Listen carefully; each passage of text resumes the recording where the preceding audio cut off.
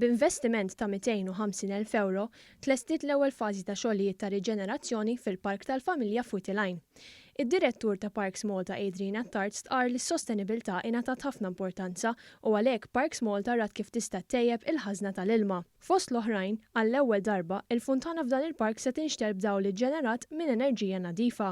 Rajna li dan il-park irid jibda jkun sostenibbli. Fil-fatt għamilna il-manutenzjoni kbira biex naraw u nassiguraw li l-ħażna tal-ilma tax-xita tkun qed tintela f'dan il-ġibjun.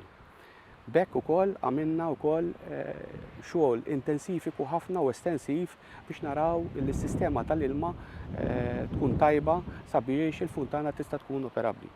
F'din il-fażi sar ukoll xogħol fuq l-istrutturi tal-logħob li jintużaw mit-tfal li kienu ġarbu ħsarat f'Add Vandalu. Tpoġġew ukoll 15-il saqaf li se joffru kemm lill-istrutturi filwaqt li tjiebet is-sistema ta' sorveljanza permezz ta' 23 kamera ġdida. Rajna li matul ix-xhur tas-sajf Parks Malta tagħmel xogħol ta' manutenzjoni biex issa la darba tibda l-iskola u l-familji jerġgħu jibdew ifittxu il-parks, dan il-park ikun fl-aħjar stat. Il-Ministru għall-Enerġija u l-Iżvilupp Sostenibbli stqarret li bosta familji jmorru f'dan il-park bil-klib tagħhom u għalhekk saret ukoll rilokazzjoni taż-żona dedikata għall-klib fejn bi spaċju ta' 800 metru kwadru se jkun hemm żoni differenti kemm mal-klib kbar kif ukoll għall-klib żgħar. Dan l-ispazju huwa mammar b'dawl apposta, servizz tal-ilma, bankijiet u logħob magħmul minn materjal riċiklabbli.